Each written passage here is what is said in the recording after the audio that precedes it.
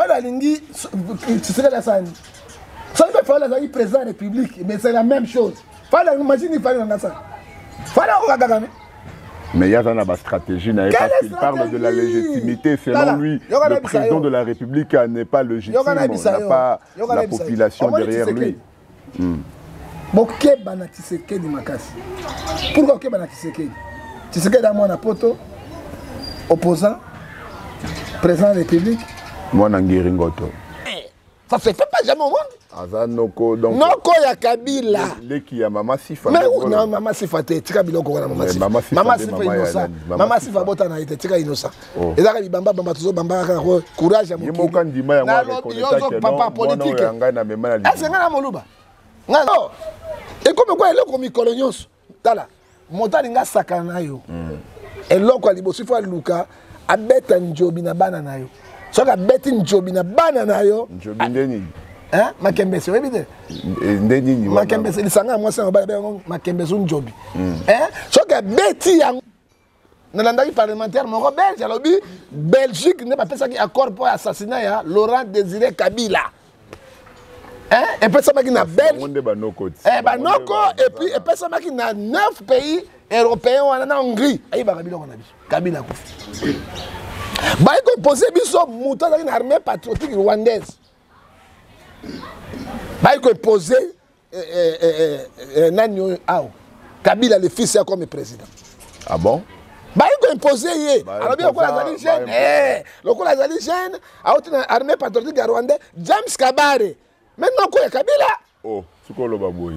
En fait, Malem me place. Mais moi je te dis la vérité, James Kabare, c'est non quoi Kabila. Oh, il y a un chef d'état-major général de la République démocratique du Congo, un Rwandais de père et de mère. Côté là comment côté Ekobot et bandi les lotés. Gagame nous joue. Gagame ça canabi sur ba kaleso banamike. Yo mona mokula ko mena kaleso na ko sur la simbibo. Abon ba rapport ni dité na ye valeur na ye. Mais moi na muga ko ta mona kaleso na simbibo mutako so ba kata ngo. De Kagame. Gagame zo ça canabi so.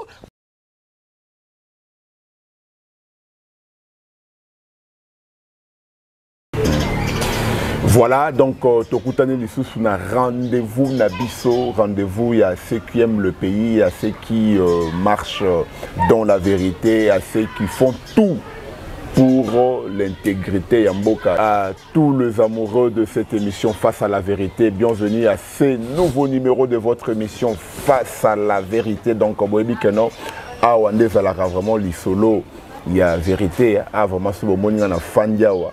C'est pour vous trouver toujours quelqu'un qui parle bien, quelqu'un qui nous donne de très bonnes informations parce que nous avons repéré mon karaté et c'est toujours Nabino Dengezalara toujours. Donc voilà, comprenez déjà que non, les décors sont déjà plantés. Nayambi na émission Yamokolo Alelo, le prophète du peuple, le prophète du peuple, le prophète John Ondefa. Je demande déjà na serment, aja déjà na ma caméra. Donc, la biso, le prophète John Ondefa, autre bétené vraiment ma solo établi politique, il y a une politique, donc actualité chez Apakaïté, matière des aliawa. Donc, le loto y est poto bétené ma solo établi Mboka, la République démocratique du Congo. Bongo na kei kopé ça y est mbote directement mbote prophète. Mbote ndeko journaliste Kolo Apambola yo. Yali bosona no pe manabo mweze pa nzambe lokola Ecclésiaste chapitre 8 verset 8 za koloba matonde zonge pa na ye. Pour être soki alinga kité to ko mona na te. Ba kufa na Goma, ba kufa na Ukraine, ba l'équipe sont là comme côté pe de sumo basali ezate. Quand nous vivons aujourd'hui, monsieur le journaliste, par la grâce du Seigneur. Il faut l'honneur et la gloire revient à lui seul. Merci beaucoup Nandenge Oye, Tokoroba, Karabosolo, et Tikala Bosolo, parce que Yesu Ngaza Bosolo. Alors, token la prière pour tout le monde à la mission. Zambi na tike mission na boko na yo, Pambola Sunga, Batela, oh Tatana Lola, Kolona Bilaka, yo Zayen Zambi ou l'équipe Zambi Nyos. Totiki Congo démocratique na boko na yo, Totiki Nyos, zo de Karakongo na boko na yo, Totiki Biba diaspora. Basodo bazana bitumba batela bango pe sunga bango parce que peuple va déterminer pour les cambo to site na ombala moko bo bazo kufa kolo batela milimo na bango na sika na pongelo pour na continuer enlèvement pe jugement na yo Yahweh pesa journaliste boanya sagesse science intelligence mitune za ye biano ngai banda na biso pour sukisa na biso na komo na tata pe na mwana na modemo santu amen amen lelo sambeleli ba diaspora te na sambeli bango nzambe atala bango mais mikolo pe bazokaba te maboko yimo makasi na bango mais trop ça nini. Donc voilà, donc déjà mesdames et messieurs, boyebi que nous voilà avec John Ngefé de la loi Tozobeta Masolo, mais nous sommes en train de vous donner de très bonnes informations. Déjà partagez, déjà lié na biso, aimez, tika commentaire, bengape ba voisin, hein, Aya Rolanda toujours émission face à la vérité, ça là que nous voilà. Et information donc baba nouvelle yamboka bozongo vraiment dans le lenge oyo et sengeli donc prophète John Ngeffa a dit d'abord to simba d'abord question oyo tala sommet tripartite oyo eza ko s'organiser na minute de to babo na Angola chef de l'état comme a dit déjà na butu ya lobby akitaki déjà kuna na Angola sommet wana ezaka ka Angola Rwanda na République démocratique du Congo na mambi o etali insécurité grandissante to éviter to bengango guerre parce qu'il y a l'implication déjà il y a Rwanda na masolo yango donc kimi ezate na est CRG la lobaki communauté des pays d'Afrique de l'Est ba lobaki mais na minute yo président il y a Angola, Azana Chouate, a bengisi les deux pays pour na quand même Tomeka Koyokana. Oza vraiment Molobeli, Yamboka, Batubalanda Kayo. D'abord, comment est-ce que vous avez trouvé Somewana? Bon, il y a des bosso, mais c'est journaliste Boigné Zali Awa, et pas une aéroport le Barabosembo, na Bosembo, et c'est un so ba imboka, tolo Barabosolo, pena Rubanganzana. Amen. Oyebi. Rwanda a sala mayele ya pelengendu na kati ya Congo te. Tozali 9 pays frontaliers tozali bandeko. Tozo partager à peu près ba culture ndenge moko. Je te donne l'exemple na Brazzaville. So que na Brazzaville ba Congo bazali ba Congo bana ba Congo. So ko kei bateke bazali na Brazzaville okuta bango na côté ya Maluku, pe okuta bango na côté ya Bazai ebele. Ça dit quoi? Tozali kaka bandeko. Et monsieur le journaliste, Nzambe apesi bato na bato ekolo na bango pe apesi bango ete limite na bango. Et Nzambe etizaki ba mindele lokola ba Belge ba kolonizaki biso bakabolaki biteni. Zaïre Congo démocratique oyaye, Burundi oyaye, Angola oyaye, Rwanda oyaye, Uganda oyaye. Oui, mais dans le mois, si on a un bongisa, parce que le bongisa était au souka la moitié à moninga zo bongisa là, aux autres ça la monsala pas. Hein? Ça dit quoi? Gagame monté mamabé. Gagame monté mamabé. Parce que Gagame ça bomi biso, ça fait 20 millions de morts. On a la goye biso lelo. Oyo Gagame asili ko boma biso. 20 millions de morts. Na kati ya 20 millions de morts wana Gagame azali ko banga teke makila ya ba congolais ba kufi apocalypse 6:10 ezo ganga liboso na nkolo. Toyebi régime le kaki. Nous savons cette régime. Le régime wana ezali Gagame yaki na yango.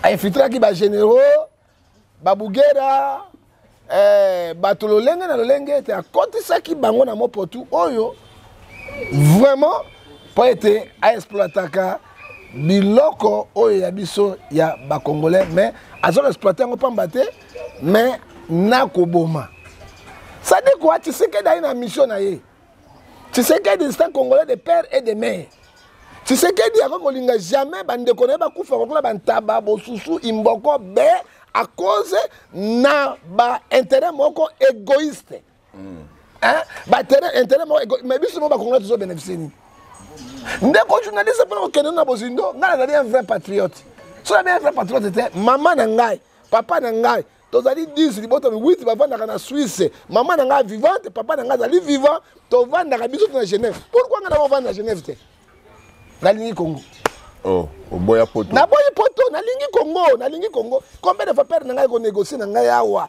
na ke na poto na bi non nalingi Congo mboka ngana mwana ego développer. Le pays le plus riche du monde et le pays aussi le plus pauvre du monde. Ngaïta, c'est Macron qui a dit ça. C'est le président français. Mais on les a les tchotés. C'est le président français. Alors, d'accord, richesse, il y a un papa. Richesse, Dubaï est tombé dans le désert. Togo ko tonga Congo, ceux qui bitumbate, ba envahissé et Congo, ba dinosaures ba zaibele, ba agresseurs ba zaibele, ba voleurs ba zaibele, États-Unis d'Amérique. Je te donne l'exemple. États-Unis d'Amérique, ça dit gendarme du monde. Moto oya bomaki Mobutu. Ezaki complicité aux États-Unis, na ba Belge, na ba français, na ba anglais pour Mobutu Waken. Moto oya bomaki Laurent Désiré Kabila bakaki ko zoyer le père. On tourne dans kitoko hein. Et na ko développer ko kitoko pour être ba imboka ba manyola. Hein? Et les Camerounais ne sont les Canadiens na biso. Voilà. Des bons tolingi. Hein papa?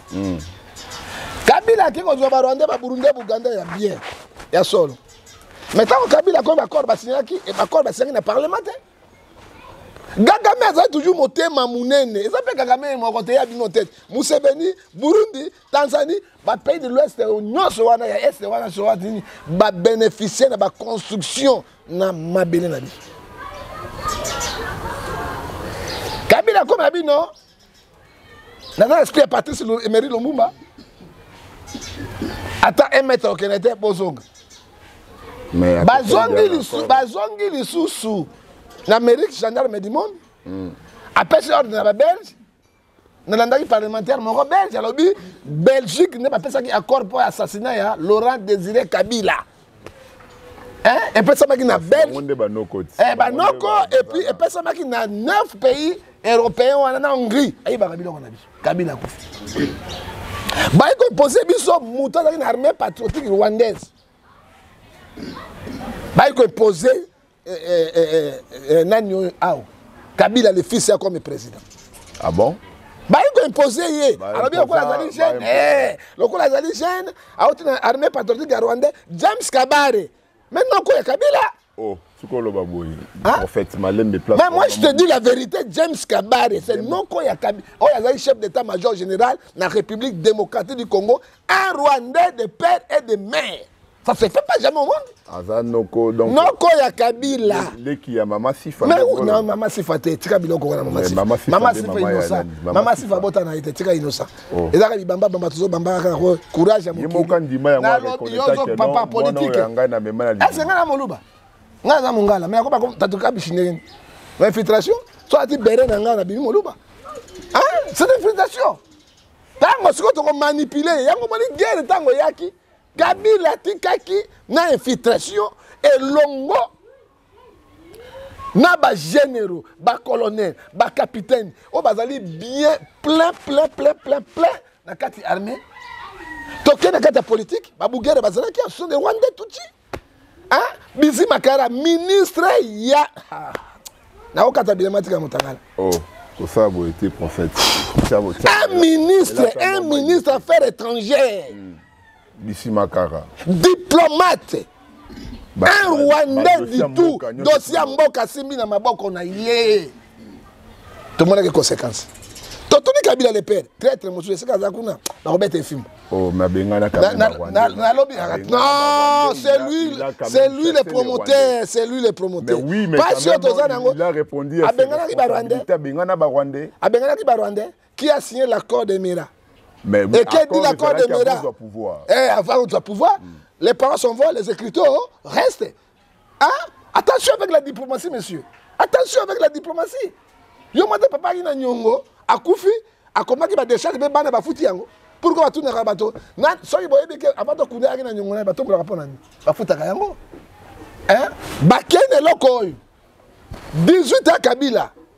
Et ceux qui ont moni yango, tokei même na armée. L'armée la plus infiltrée du monde, c'est l'armée congolaise. Et une armée régionale, Nalobi. Non, les plus infiltrés pas Nabiso. Hein? Parce qu'on est dans le lobby. Tu peux croire que l'inspecteur général de la police, Bisingiman, comme Bisingiman, na Congo, ils ont la carte. comme il y a Robert Roy et Zalakate. Un ancien conseiller, il y a Mobutu à l'époque, il s'appelait Bissengema. Mais à Zalaki Rwandais, il y a 5 ans qui Mobutu, tant que génocide contre les bandits, il y a un directeur de cabinet, un président de la République, Mobutu. Il y a un Bafandi, non? Monsieur, toqué en France, Océanien a sauté comme français. Tant qu'on a Yombote, on a dit français, mais d'origine congolaise. Sauf que Yombo et Salami va retirer ce qu'on a nationalité comme congolaise. Sambi Soka congolais, non français. C'est-à-dire que Mboka est battu en Mboka na battu. Balay ba bombo, balay ba yeyeye. Ba ko patrouiller, ba koma ki na mbandaka. Ba mi tuka nyonso ya kitoko ba ko mema ko na Rwanda. Ba comme na Kisangani même chose. Ah on a Kisangani Laurent Desire Kabila boyi aboya ki yango. Donc ba pia biso na ndenge moko terrible. Toke na motuna na yo. Combien de fois Kabila a négocié avec M23 wana? Qu'on négocie à moi pour tout. Et bango ba grade ya minene, général, colonel, lieutenant-colonel, lieutenant-général, ba grade ya minene o ba sali armete pour toujours une infiltration. Vrai. Ecclésiaste chapitre 3 verset 1 à 4 dit chaque chose a son temps. Et Simba quitté. Tu sais qu'il y a un pouvoir comme moi dans Mboka. De paix et de mer. Nous ne refusons pas. Voilà. Dans l'amour du Congo, malgré tout ça, loba. C'est ce que nous avons dit malungé dans quelle salle. Kabila a dit que na postulé. Barwanda a dit que nous avons postulé. Ils ont tout pillé la République. Tata Batozo Bunda. Attends, tout ça, bana Tshisekedi yango abande konanga. C'est notre frère. C'est notre frère. Hein? Miso makasi ndokité. À côté qu'il y a un sentiment, à côté de autre chose, à côté de la caisse, zéro. Oh. Hein? Et là, il y a malonga te papa. À côté de 1 milliard. C'est 1 milliard bon au Congo. Nalobi, République démocratique du Congo, société locale à Vodacom. À quoi ça 1 million, 2 millions par jour. Calculez par 30 ans combien? Calculez par une année combien? Des milliards. Société locale à Ibissio. On dit recette combien de douane à ça par jour dans le Congo? Douane à ça combien au Congo? Mais colonel na IGF to comme on a quand même que non voilà bambong ezo côté non et côté qui mais pas poche à bateau. Même IGF ça lelo awa alengeti gile mais bateau poloso ya mitema minene ba miibi bangoto bobo bangbalima baza toujours parce que social à Congo est bon. Mais dans le lobby, IGF a dit tribunal, il n'est pas magistrat, il n'est pas aussi procureur général à Cour de cassation, mais IGF, il donne à ses rapports, il donne à qui des droits. Mais tant qu'il n'y a pas acquis des droits, solution est année. Kamel a des dehors. Tout on a débat papa. Alors, et comme quoi il est comme colonios, tala, montalinga sakanayo. Et là quoi libosi fa luka abeta njobi na banana yo.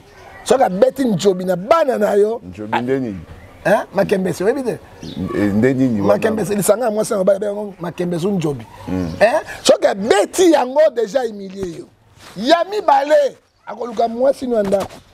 So déjà beti makembese na njobi na moi sino ndako ya loko te. C'est que Kagame nous fait nous. Tu sais que Kagame okende te? Hein?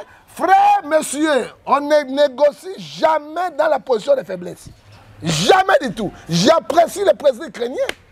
Alors, Poutine a cette ambition. Mais je ne peux pas négocier avec Poutine dès qu'ils ont envoyé Boka. Oh, donc, pour le président qui est à sommet. Et Kobot est là comme mon côté. Et Kobot est bandit les lotés. Kagame nous joue. Kagame a sakanabi sur la calesso à Banamike. Yo, mon amour, la calesso à la sur la Simbibo. Ah bon, par rapport à l'unité, valeur, mais moi, je suis la collection de Simbi Boumouta. Pour moi, le président a connu qu'un sommet ou un athée. Ah, ça déjà, qu'est-ce qu'il peut faire? Diplomatie.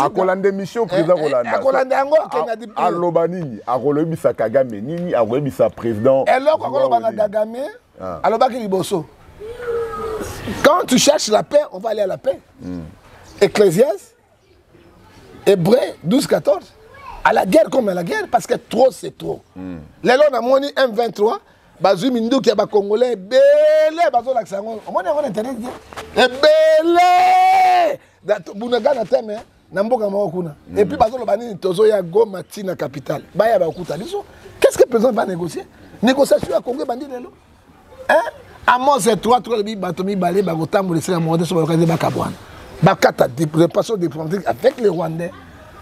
Bakor Lyonnais, tout va beau Mayango. Nous continuons la guerre parce que tout le monde négocie combien de fois. Le président rwandais Azalaki n'a pas adresse à la nation dans Mbokanaye.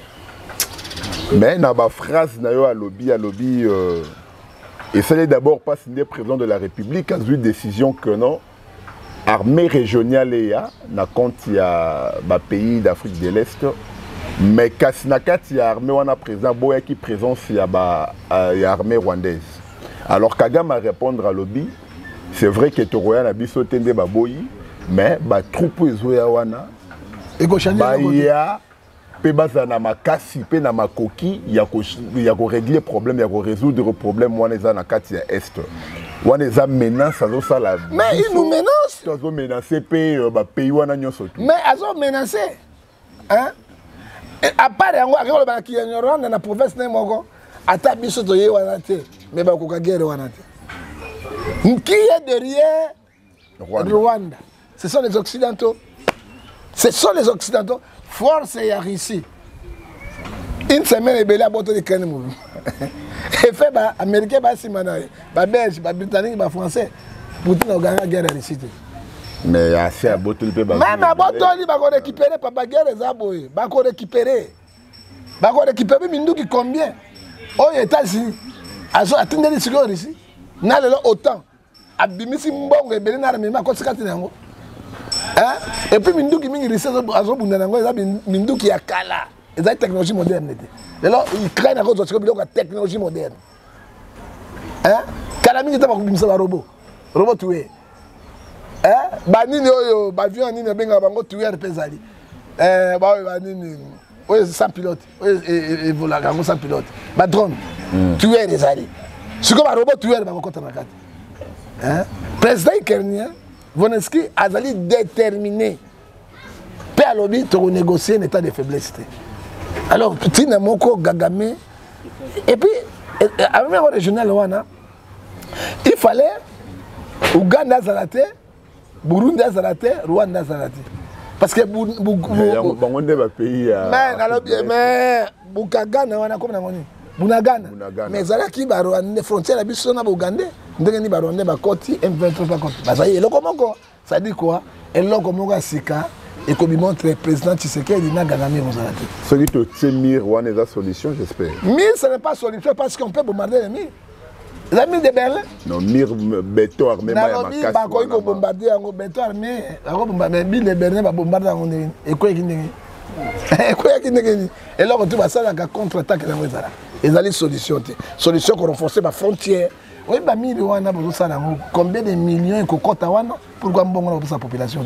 Pour sécuriser la frontière. C'est une façon de sécuriser peut-être le pays. Tu as la bonne. Papa, au moins, il y a Kinshasa.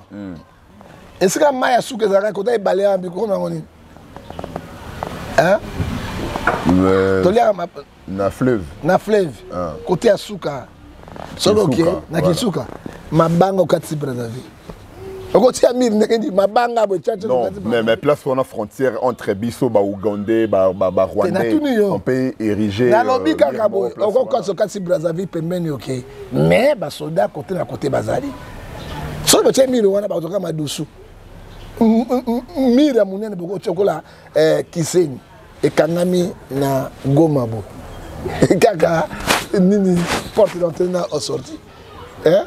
Alors à part yango, boko kangone oso banzila ko côté là. Les États-Unis pezali non, États-Unis na Mexique batia mir mora makasi miroir électrique. Et bien coûta combien? Combien de milliards? États-Unis c'est le pays le plus riche du monde. Les plus forts, puissants. Hein? Et coûta combien de milliards de dollars? Mais l'immigration est katana. Bah quoi t'as regardé? Bah c'est quoi t'as kaka? Ça dit quoi? Ils ont solution. Tes solutions d'aller kaka. Toi que n'a pas na souka, au kata relation diplomatique, to vanda. Bango pas et pas avec Joseph Kabila, la relation diplomatique, ils allaient quitter. Félix Tshisekedi d'ailleurs, voire même. La relation diplomatique, la Kabila a été ironie. Kabila connaissait tout ce que ses frères faisaient dans la République démocratique du Congo. Ce sont les ennemis. Et Bible, dans Matthieu 10, verset 15 à 16, je vous donne les bébés au béné de nous, soyez prudents comme les serpents. Pour Congolais, Fungola, Miso, pour Namboka, Nabiso, et on a plein mon corps, Mabé, on a plein mon corps, il y a Poloso, ma force étrangère, Baniko Sala Kati Nabiso, pour Bakabola et République démocratique du Congo. Mais, prophète, j'espère que nous, avant de changer de chapitre, aussi, le fan de la rame, Est et Oyo, on avait quand même vu pendant un temps le président de la République, allié à taille, entre autres, on a vu le ZISA, les États-Unis d'Amérique. Mais qu'est-ce qui s'est passé dans le Conseil de sécurité lorsqu'on a traité notre cas pour l'embargo? On a peut-être sanction à armes parce que sanction est bandit depuis Laurent Désiré Kabila. Embargo continue toujours. Alors, du coup, on a vu que les États-Unis a gardé toujours position à que Somba armé. France a gardé position à délibéré Afrique. Papa.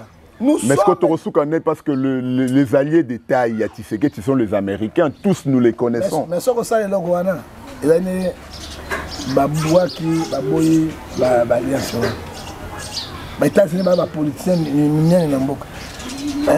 Balobi embargo ya armes mais na mona ki oyo ba rebelle bazoyango ba komi na Britannique Made in Congo Made in Congo ba mortier ba nini ya Congo e kota kiwa ya sisi la bolole guerre c'est ni matos ça matos to kolonga te mais matos na industrie ni so kota papa ba commerçant ba kota ba minduki ba zo kota minduki to zo suma minduki et là on a officiellement même avec Braza on suma minduki continue mais il y a problème dans le Conseil national. Non, ils contrôlent. Monde Moïse Katumbi pas son la Zambie, a son la pays sous Minduki. On peut aussi négocier avec Moïse Katumbi. C'est un Congolais, non? Aza 50-50. Pourquoi 50 la vérité pour moi j'ai suivi Maman Nayaza Congolais. Jean 14:6, je suis le chemin, la vie et la vérité. Motonio sur le barolokuta, papa naye, azali diable. Le col à Jean 8:44, papa. Moi-même, j'ai suivi Moïse. Mon père est arrivé à Katanga, il faisait la pêche avec les Grecs. Et malheureusement, mon père n'était pas raciste. Il a épousé ma mère qui est zambienne. Wana Moïse et moi. Moïse papa, Moïse et moi, maman zambienne, papa naye azali nani moyuda, tangiranga ta 0% congolais. J'ai suivi ça dans la bouche de Moïse Katumbi. Je suis un patriote. Je vais dire la vérité de la part du Seigneur. Je suis un homme de Dieu qui prêche la vérité de Dieu. Donc, maman est zambienne. Moi, je suis la conférence de paix, c'est Soloba. Mon père est arrivé à Katanga. Voilà. Il faisait la pêche avec les Grecs. Mon père n'était pas raciste. Alors, il va la paix, mon Yuda le Kolaï. Mais il a épousé ma mère qui est zambienne. Tangelangaï, 0%. Là, ma toya minene, il y a Moïse Katumbi congolais. Et moi, si je suis un maman bananaï rwandaise. Et Tangelangaï, nous faisons à 0%. Nous sommes infiltrés jusqu'à Mouel et Pinier. En tout cas, jusqu'à Mouel et Pinier. Les Congolais, ma belle et Abisso. Tout le monde est là. Tata, maman congolais, congolaise. Bande Korangai. Même Nzambe, il y a un Deutéronome 15, 17 à 19. Tant que vous avez dit que vous n'exipez tout. Tant que vous avez dit que vous avez dit que vous avez dit que vous avez dit que vous avez dit biloko nyonso ke nambuka na bango yango to vivre yango nanani parce que jusque là on a na Kabila moi na Laurent Désiré Kabila Avant moi, on a Laurent Désiré Kabila, prophète. Papa. Ata Yomoko. Papa, Makameze Belewana. Abali les scènes, Nabiso, maman Olive, papa Bolande Congolaise.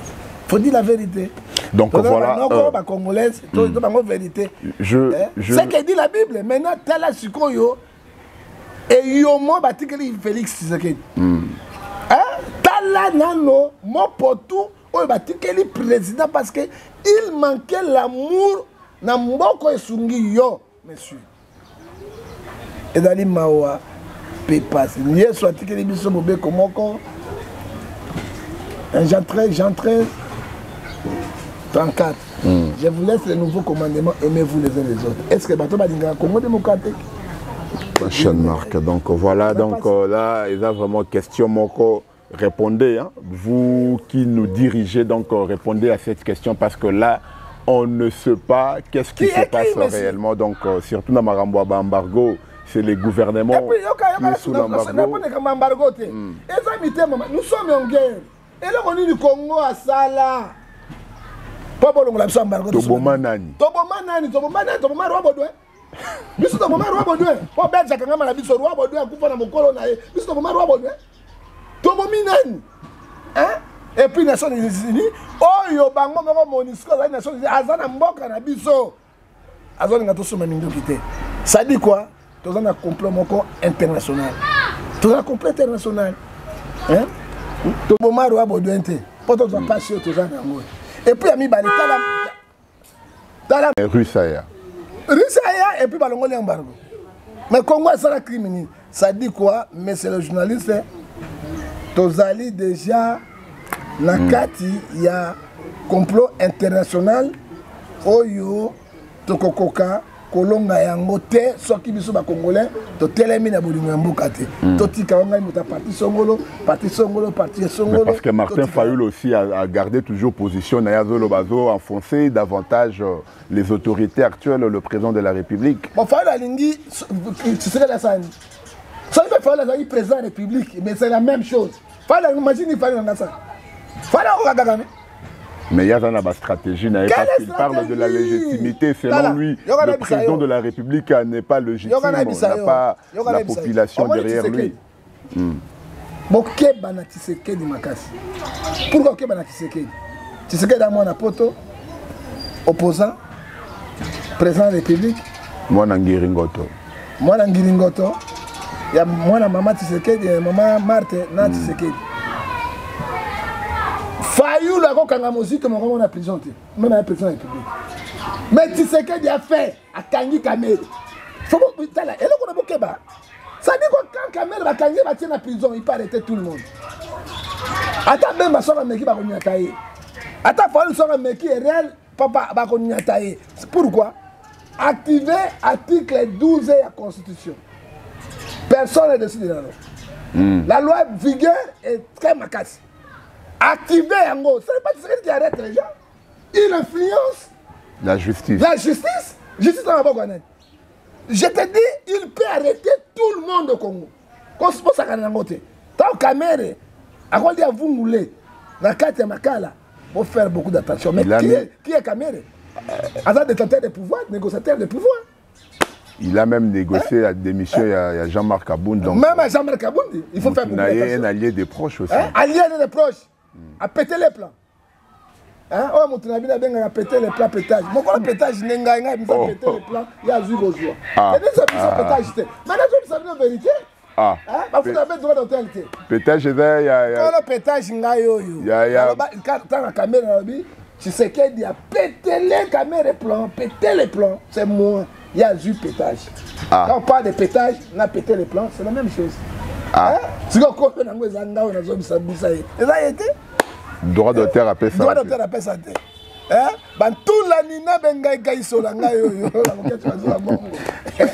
tout cas. Mais est-ce que dans quelques jours, Vital Kamerhe est Premier ministre? Papa, on a exclu Vital Kamerhe Premier ministre. Pas un pays de l'Est. On va signer qui accord. Dans 5 ans, tu serais le président, Kamerhe est Premier ministre. Dans 5 ans d'élection, Kamerhe est président, tu serais le Premier ministre. Et d'ailleurs, Poutine n'a pas fait. Ah, elle est citée. Ici, ce n'est pas la Russie. Mais ça, il y a encore. Et ça va comme d'accord.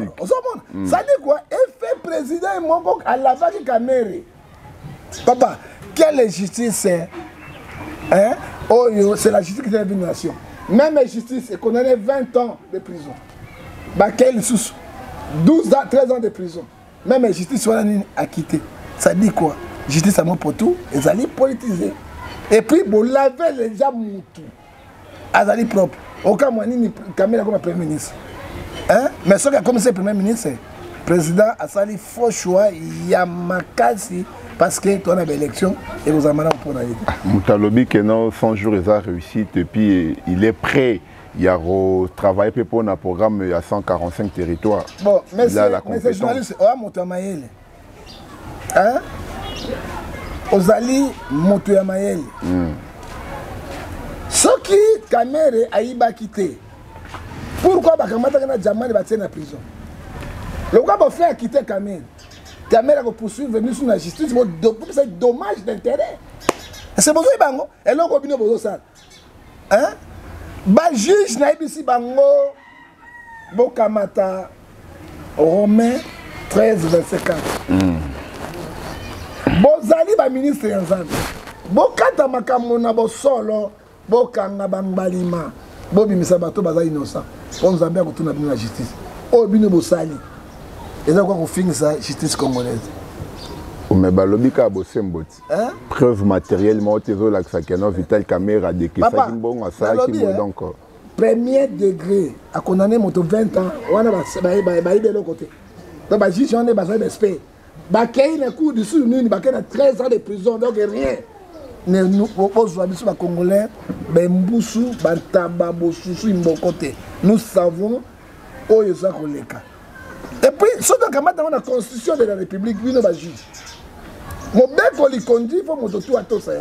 Qu'est-ce dit l'article 51, 151 de la Constitution? Et le Bible. Aucun pouvoir présidentiel, pouvoir magistrature, pouvoir nini, et qu'on peut ça injonction à la justice. Qu'est-ce dit l'article 222 de la Constitution? La justice est indépendante. Mais ce que nous voyons aujourd'hui, est-ce que la justice est indépendante? Et ma belle africaine, justice est indépendante. La justice, c'est un renseignement de pouvoir. Pas de manipuler.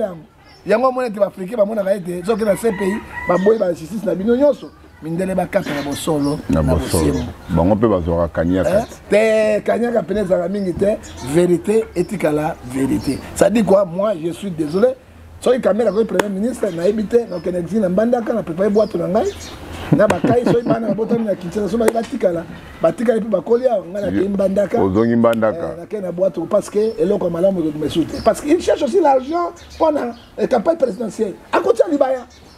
Hein? Mais si tu as battu, hein? Mais c'est les journalistes, quand moi je vois, je lis l'article 58 de la Constitution. Qu'est-ce que dit l'article 58 de la Constitution?